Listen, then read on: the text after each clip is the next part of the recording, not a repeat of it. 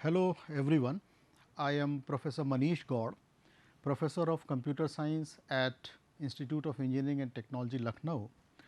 I am here to take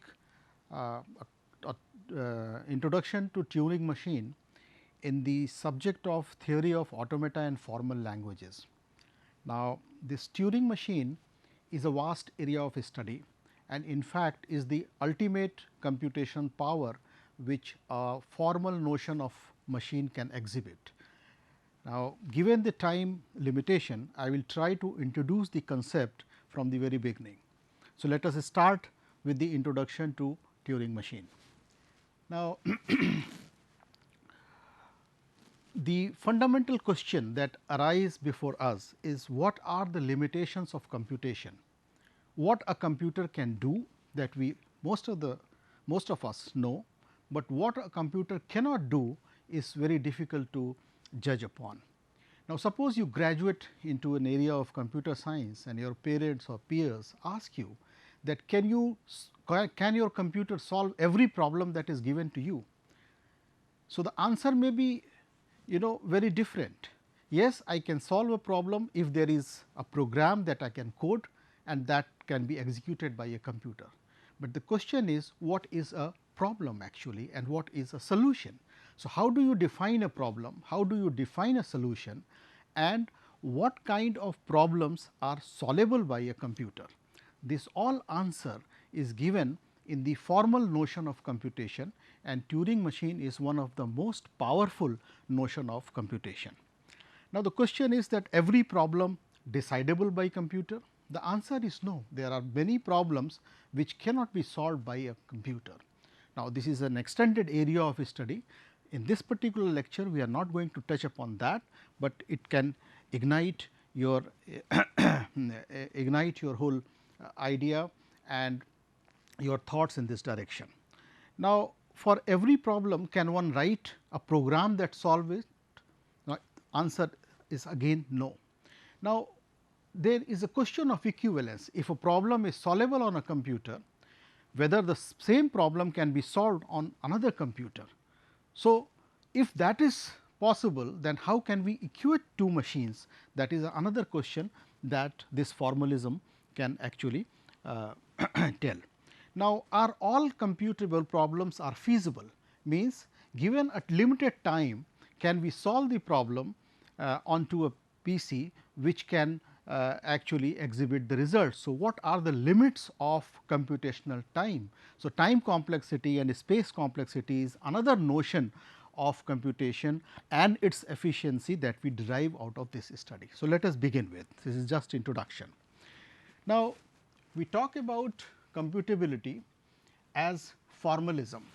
Now, we formally define the computational power of a machine. Now, notion of this computation come in variety of definitions. One of this such definition is Turing machine, and Turing machine is a notion of computation which can easily be related to the normal PCs, laptops or computational power that we have in our hand. So, this can be exhibited in the further discussions of the course. Now, what are the variations of the Turing machine? So, there are many variations of the Turing machine like there are deterministic Turing machines, non-deterministic Turing machines, single tape Turing machine, multi-tape Turing machine. Whether these all Turing machines are equivalent to each other and in terms of their power of computation, how do they differ and what are their features. Then there are other notion of computations as well. There are register machines where we operate upon the data on various registers with very primitive computations in hand and the question is that whether these register machines are equivalent to the Turing machine or are they more powerful or less powerful and so on and so forth. Similarly, there are while programs which can also compute. See, the interesting discovery is that all these computational powers are in fact equivalent to each other. So, they are different notions of computations, but as far as the ultimate computing power is concerned, that is actually equivalent.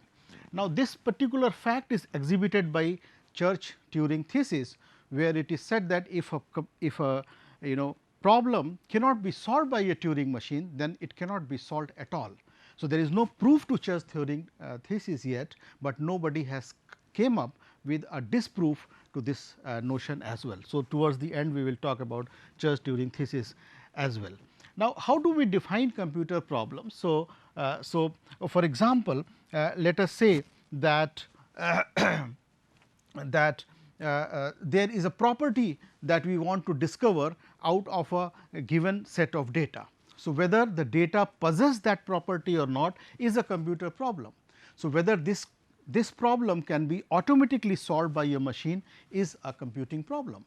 Now, how this statement can be formalized, how the machine which is going to give this answer can be formalized is the issue that we are going to take up in theory of computability. Now, what is undecidability? So, if a problem is defined in a similar fashion, and then how do we know that there is no computational model which can actually exhibit the answer for this particular question is undecidability. Now, let us discuss some of the preliminaries which are actually required to talk about Turing machine. So, there is a set of alphabet, let us call it sigma, and then over this. So, these are set of characters basically. So, it may be something like A, B, C and so forth. It is a finitary set and set of strings. So, set of character actually is a string, and this string can be derived over this alphabet, and it is written as sigma star, and empty string is a string which is having no characters at all. Now, so this is a notion that you might have studied while doing deterministic finite automata, non-deterministic finite automata, and the other prerequisites which are required to study Turing machine. So, I am not touching upon that, and I am assuming that you are well familiar with these all notions.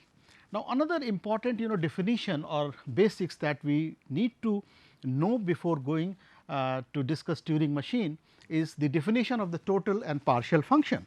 So, suppose we define a function which is having a domain A to domain B such that for every A which is belonging to set A has a definition which is in B, then this is a total function.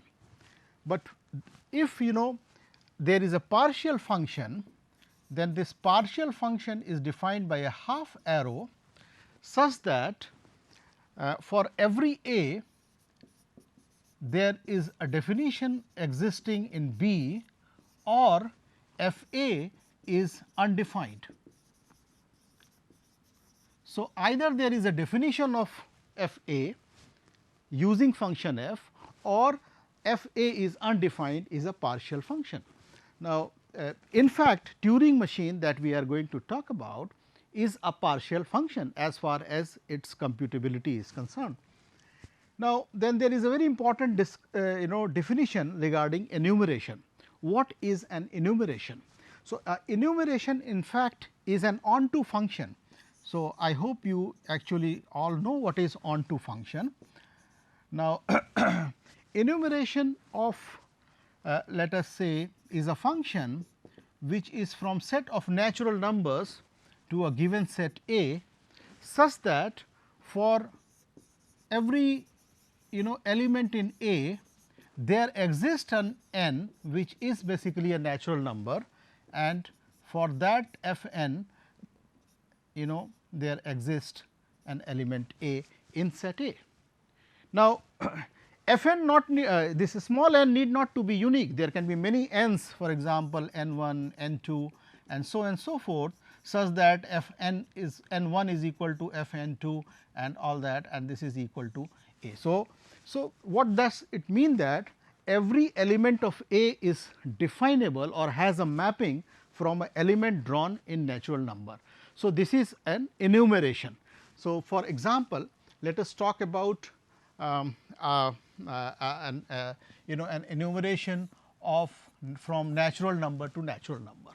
So, if we actually define a function from natural number to natural number such that function is defined as an successor. So, successor function is not enumeration. Reason is if n is natural number, then for what value of 0 you will have a corresponding n in the domain. So, this function is not onto and therefore, it is not an enumeration.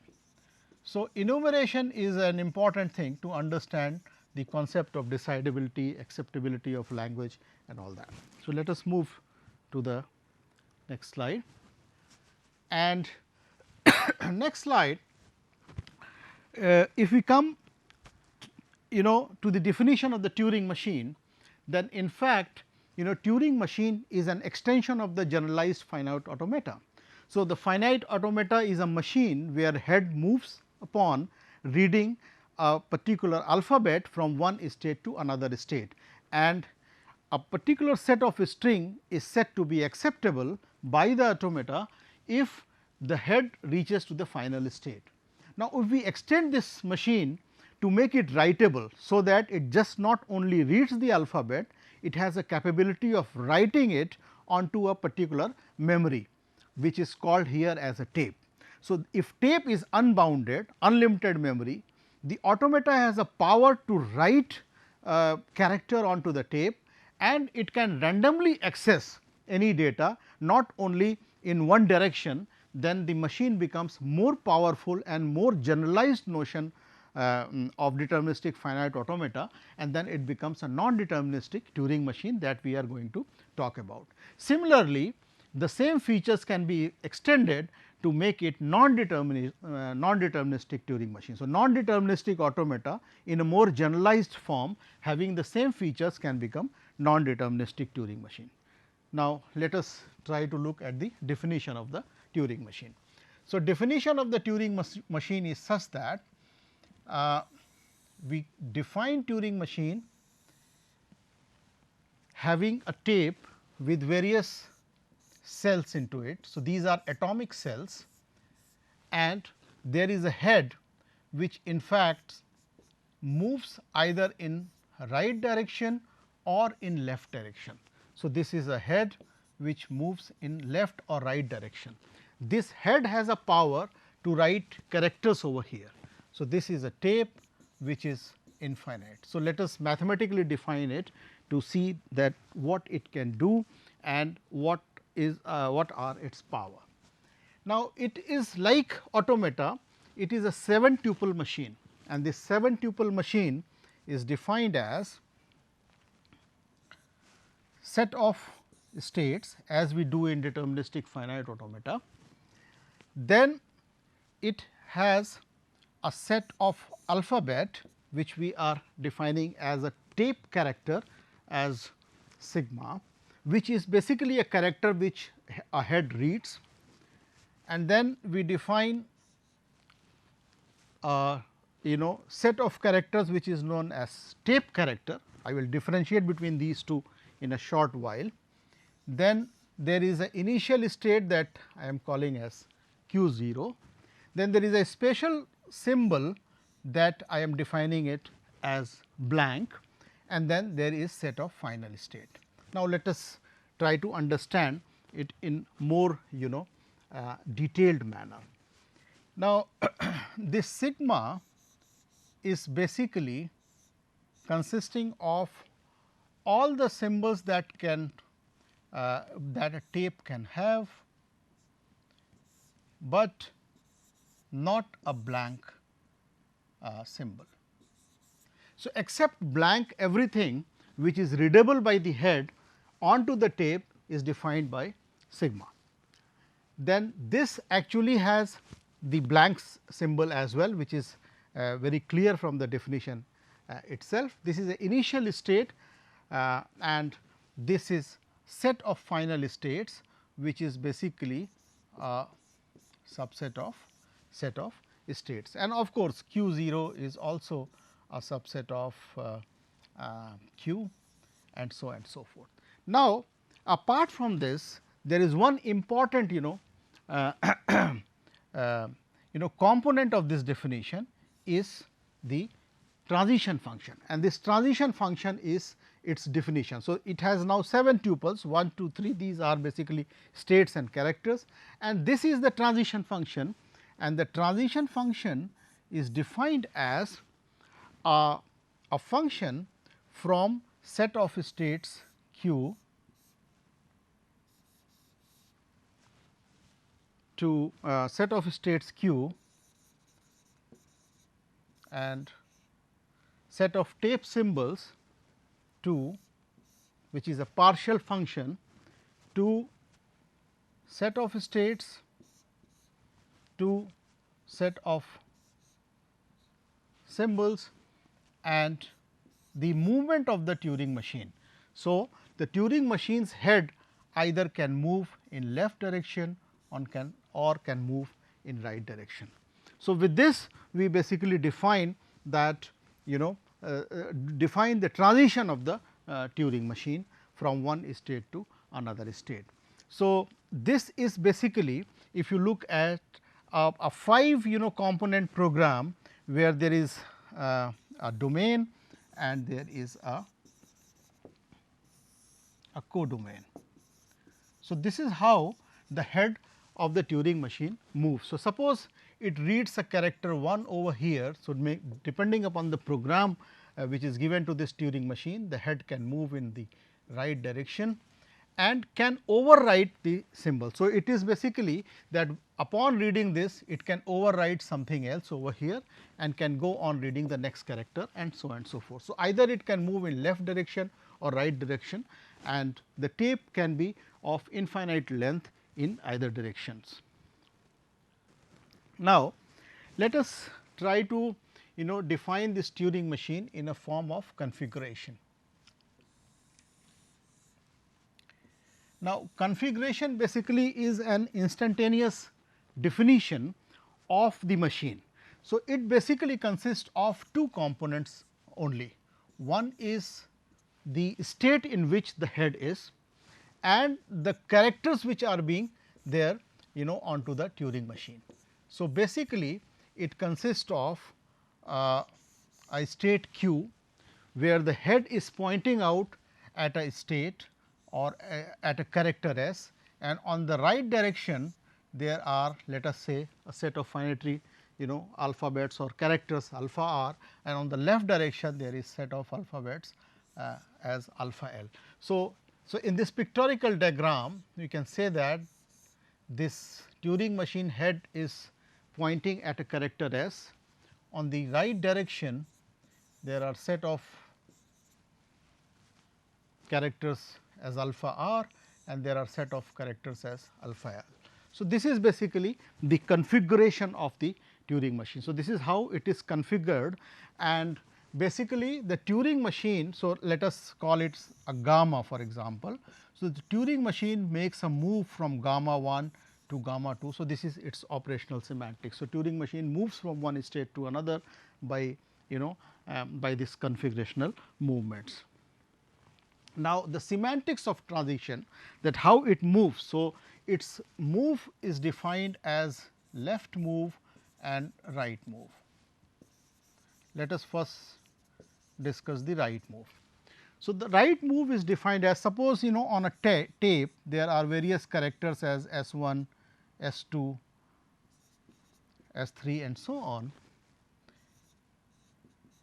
and the state of the machine is, let us say, in P, which is pointing at character S I, and there on the right hand side there are various characters as S I plus 1, S I plus 2 and S n. So, this actually when moves in the right direction, then what happens is that all the characters remain same, but since P is pointing to S I, suppose S I is replaced by a character T and then it moves to Q state pointing on S I plus 1 and to S n. So, if we have to write this all together in form of a functional transition, so we will say that this delta function where the machine was in P state and it has read a character S I from sigma, and because it is a partial function, it has moved to a state called q, and now it is pointing out to or it has overwritten a character t instead of S I, and then it has moved to a right direction. So, this is how we can describe the whole transition in the right direction. Now, similarly, the left move can also be defined as S 1, S 2, S 3 and S I minus 1. Suppose it is in p state and it is pointing out to character S I and S I plus 1 to S n, then it basically transacts or moves, the head moves into the left direction. So, S I, S 2 to S I minus 2, and this S I minus 1 is replaced by a character t, and then another state q now points out to S I, and then S I plus 1 to S n. So, in fact, if we have to represent the same transition in form of a function, then this can be represented as movement into q t, and the direction is now reverse.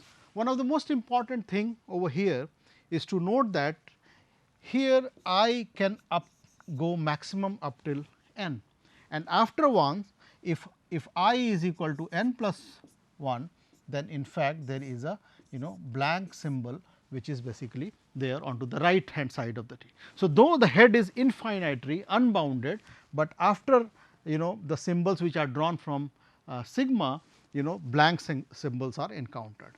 And as far as left move is concerned, I cannot be less than 1. So, I can go up till maximum S 1, and be after that the head will fall off, or there is an unbounded space, or there is no space available for the movement, and this is basically known as a halting state, where now no further transitions can be made, and so forth. So, this is the operational semantics of the Turing machine. Now, now if we move upon to look at an example how this can be represented in form of the transition functions and the operational semantics, then I will draw a Turing machine for your reference. Now, suppose a Turing machine is defined with an initial state q 0, where it reads, let us say, a symbol 1 onto the tape, and then it writes again 1 and remains into the same state. It keeps on going that as long as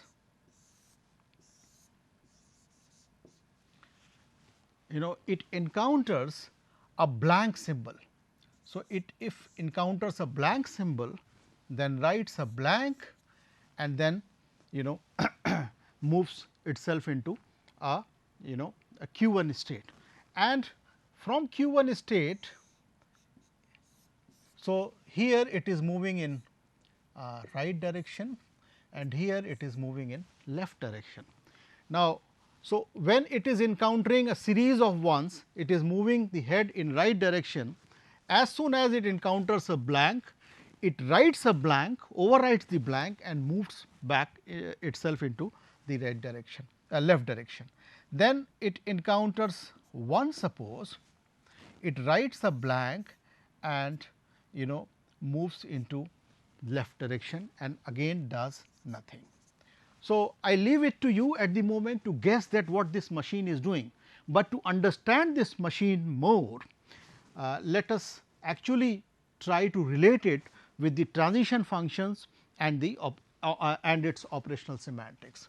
Now, the transition function of this is very clear. Let us first define, and the definition is set of states of this machine is very clear, and these sets are basically characterizing the machine.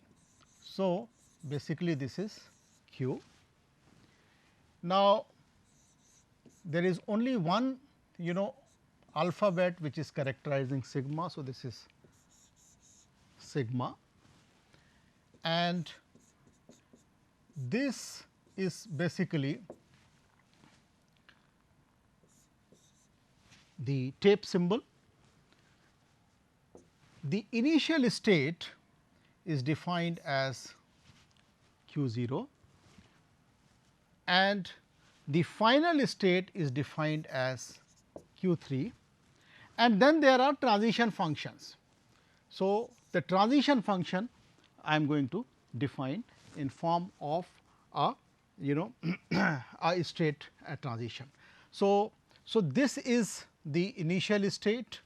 So, this is the set of states. From initial state it is making the transition. So, from q 0 it is reading 1, and after reading 1 it is basically writing 1 over this and moving to another state called or remain in q 0, and then it moves in right direction. Then at q 0, if it encounters a blank, it overwrites a blank, moves itself into q 1 state and moves into the left direction. And then from here it actually from q 1, so this is q 2 I think, yeah. So, from here it basically basically reads 1. So, and after reading 1 it puts a blank and moves into a q 2 direction, and then this. So, basically these 5 tuples can describe this transition function, and this is how we can describe the Turing machine. Now, similarly you can basically define it in form of an operational semantics as well that we have just now described. So, this was just an introduction of the whole definition of the Turing machine. There is much more to talk about, but because of the paucity of the time I am not going into the deeper detail. You can refer textbooks.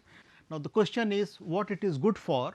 So, this is an abstract machine which makes the deterministic finite automata more generic in terms of the feature of randomly accessible storage spaces, and it has a power of writing data over the cells. So, this basically gives a very powerful notion of computation in terms of its time complexity, because every step is discretely defined and they are calculatable by the number of steps, and this can also help in calculating the space complexity. The memory is unbounded, which means that if a problem cannot be solved in an unbounded space, it is very unlikely that it will be solved in a bounded space, and can accept words using final state. So, decidability can be addressed and can compute partial functions as well, because it has a write capability. So, for now I stop here for the definition of the Turing machine. We will continue further for its next topics. Thank you so much.